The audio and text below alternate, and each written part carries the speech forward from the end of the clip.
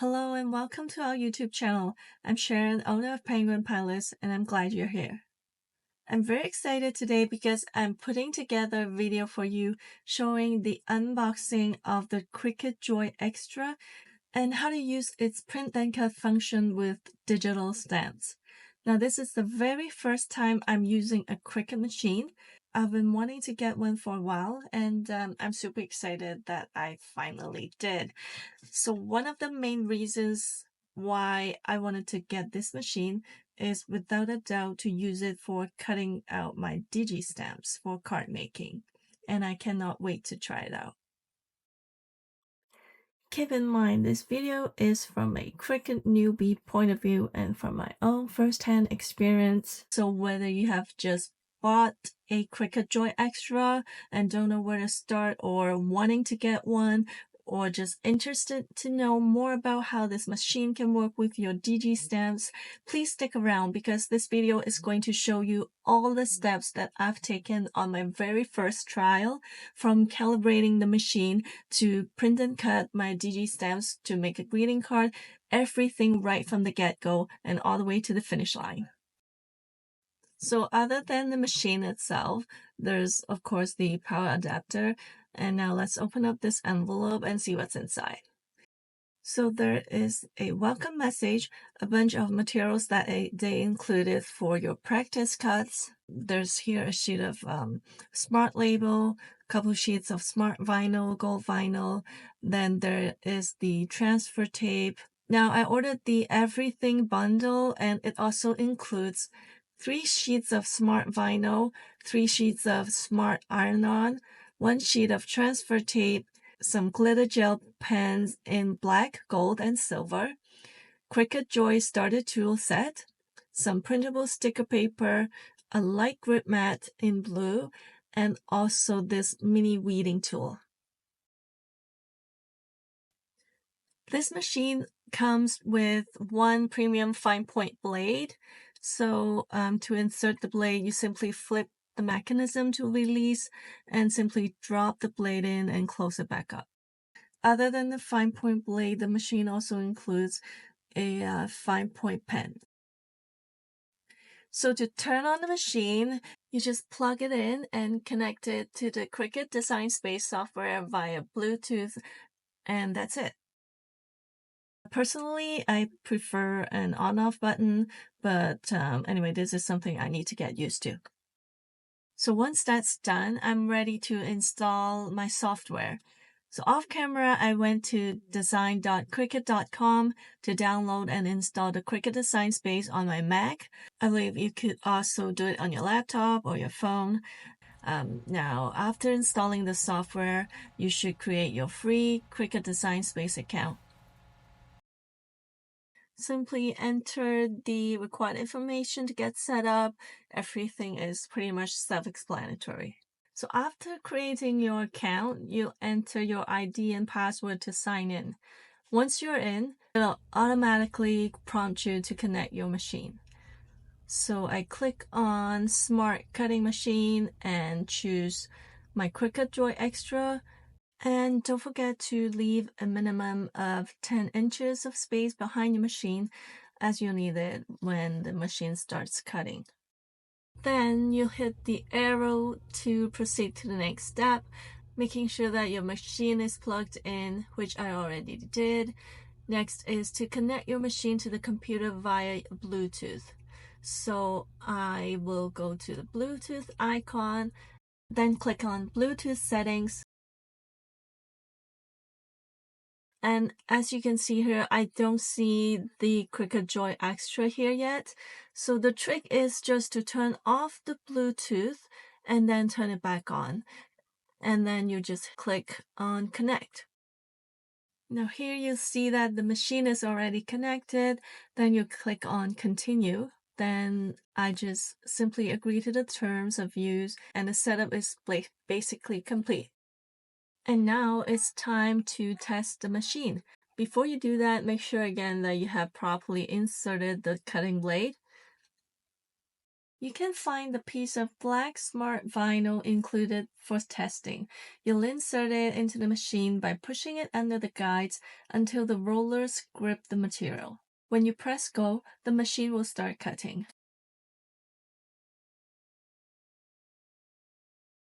When it stops, don't forget to click unload before you take out the vinyl. Then you simply peel off the vinyl from the liner and you should see a nice clean cut. Now, before I start importing any digital stamps into the software, there's one more important step that I need to take, and that is to do a print then cut calibration. A print then cut calibration is to ensure your machine cuts precisely along the edges of your printed images. You just go to the top right corner under your name, click on Settings. Under the Machines tab, go to Machine Calibration and select your machine. Click Print and Cut, then select your printer and click Print. Here's a tip. It's always a good idea to print out more than one calibration sheet, since you may have to go through the process more than once in order to get it calibrated accurately. I only printed one of these at the beginning and I had to go back to do it again, but now you know. Before continuing, I wanted to point out that you should always double check that you have the correct print and cut page size. To do this, simply go to Settings, under Load Type, go to Print and Cut Page Size, and select either letter or A4, and click Done. Now I'm ready to take out my grid mat. I place the printed calibration sheet onto my grid mat, positioning it in the top left corner of the grid. I'm using an 8.5 by 11 20-pound copy paper. I noticed that I didn't properly line up the paper against the grid, so I decided to peel it off and line it up again. But here's the problem. Because my paper is so thin and the grid mat is brand new with lots of stickiness, the paper just torn apart when I peel it off. Since this mat is supposed to be a light grid mat, I was a bit surprised to see this happen. Perhaps a thicker piece of paper could have avoided this. I had to spend some time cleaning up the bits and pieces that were stuck onto my mat before I could try again with another calibration sheet. Follow the instruction on the screen and your machine will begin to scan the sheet for calibration markings. Once done, it will cut around the small square near the center of the sheet. Without unloading the mat, look at the cut to see if the cut touches the center of the printed line all the way around. If it does, select Yes in the sign space, then continue to proceed to the next step. For my case, it did not, so I clicked No. It went on to the next step to try and cut closer to the line. The machine will begin the calibration cuts along the top and the side of the page. Once done and without unloading the mat, look closely at the lines along the top and the side of the page. Some will touch the printed lines and others will not. The sign space will ask you to select which number and letter cuts are closest to the center of the printed lines. When you're done, select Continue. In my case, I wasn't totally happy with the results, so I had to unload my mat and I was again guided through the calibration process in order to refine it. After successfully going through the above process, the machine will perform a confirmation cut around the large rectangle on the sheet.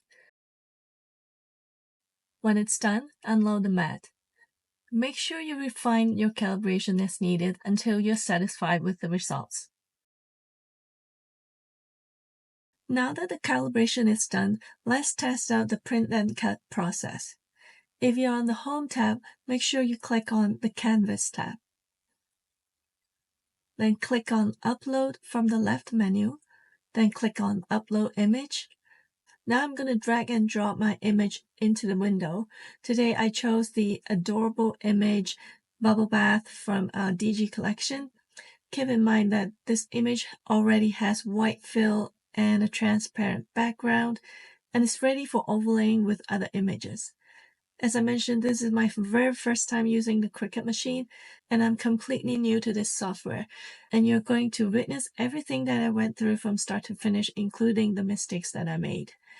So after uploading, you're asked to select your image type. At first, I selected Simple. And do you see what this does to the image? I'm not sure why it turned it gray. If you know, please leave me a comment below.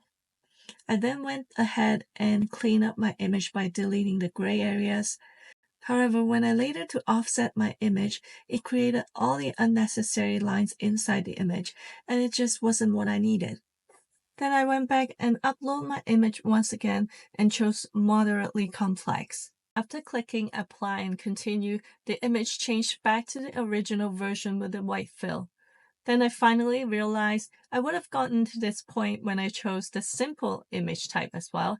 All I needed to do was click on apply and continue in the last step rather than trying to delete all the gray areas in my image.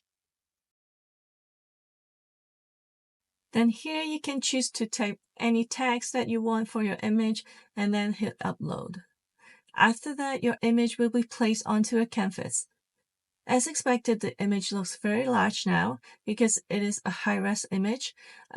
All you need to do is scale it back down by clicking on one of the corners and dragging it. I want to mention one more thing which you may find useful.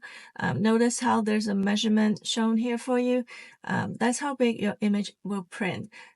If you prefer metric instead of imperial, you can go to settings under your name in the top right corner, then go to the canvas tab, and you can choose that under units. So before I print it out, I want to offset my image because I want it to have a similar look as if I'm cutting it with a physical metal die cut. So I go to offset, and you can see here you can change the amount of offset you like. I usually go with 0.04 inches when I design my physical dies, so I'll do the same here. For images like these, I always like rounded corners so everything looks nice and smooth. Then I want to change the offset color to gray so it's easier to show you. Then I go to layers on the right hand side and hold down the shift key to select both layers and right click on the mouse and click on flatten so all the layers are flattened into one layer. Then I click on make. I found out that I had to flatten the layers, otherwise the offset layer will be covering up the image when I go to my next step. Another thing I noticed is that in this step, the offset is still shown in gray color. Or if I had left it in black, it would be shown in black and the printer would have printed the offset. Therefore, I went back and changed the offset to white. So the offset won't be printed, but it'll still have an offset when it's cut. So I just click send to printer and choose my printer from the pull down menu. I'm using an Epson EcoTank inkjet printer with 80-pound Nina solar weight cardstock. This is my very first time experimenting with this cutting blade. I simply chose medium 80-pound because that's what I'm using. For pressure, I just left it at default.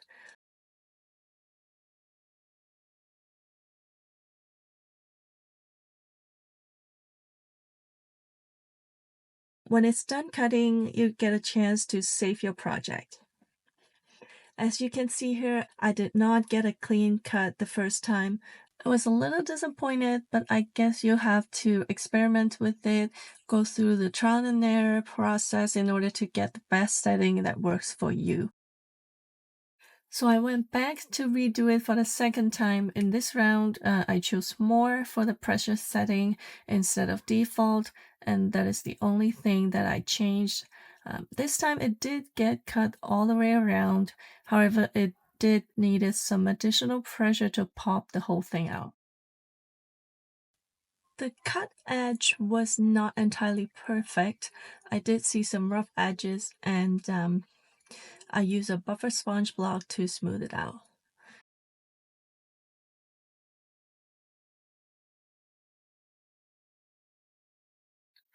So I wasn't totally happy with the results, and I went back again, and this time I chose glitter cardstock instead of the 80-pound that I chose before.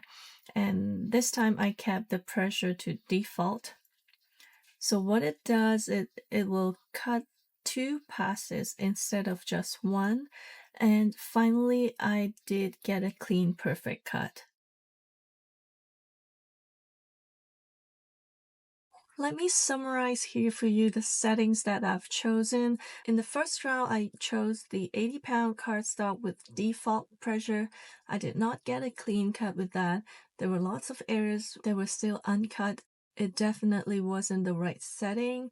Next, I changed the pressure to more instead of default and kept the paper setting at 80 pound. This was much better. However, in some areas, I still did not get a clean cut, but it was evidently a lot better than the first trial. And finally, this one is the one where I chose the glitter cardstock with the default pressure, and I got the best results with that setting.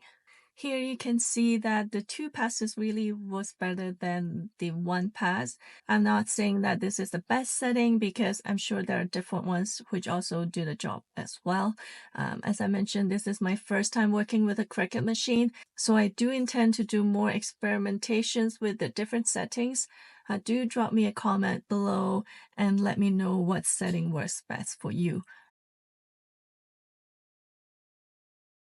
Then I went to upload one of the sentiments from the same digital stamp set.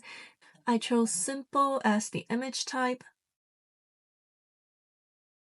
Here I applied the offset. Notice here, after doing so, there are some areas where I wanted to clean up because otherwise the machine would have cut inside the sentiment area, which I do not want. In order to do that, I remember reading about it online, and it is the contour function that I needed. However, I spent a lot of time figuring out why the contour button was grayed out. I knew I had to make sure that contour function is used only on a single shape or layer. After some long research, I finally found my solution. What I had to do was go under the Operations tab and choose Basic, and the contour function would be accessible.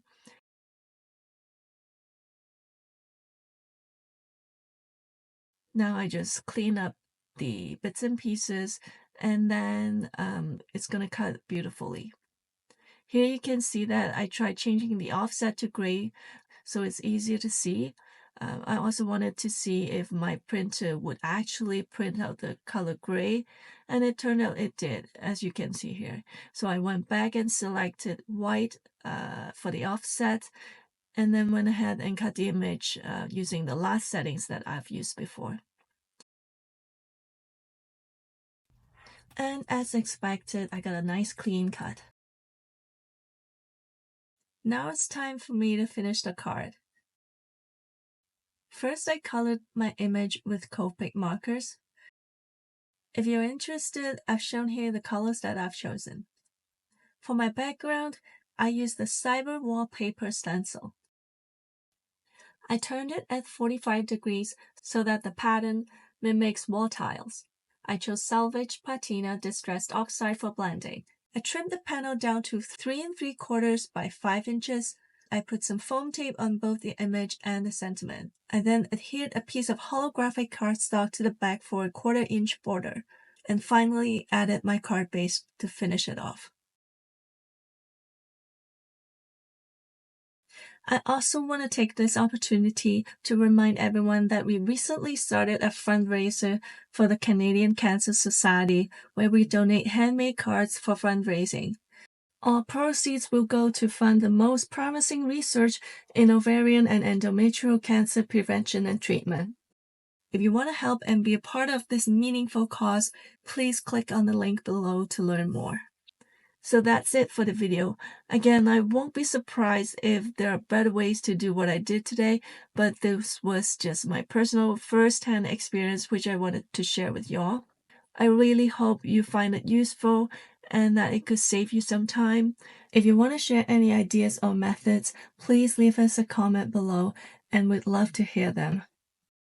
Thank you so much for watching, and I'll see you next time.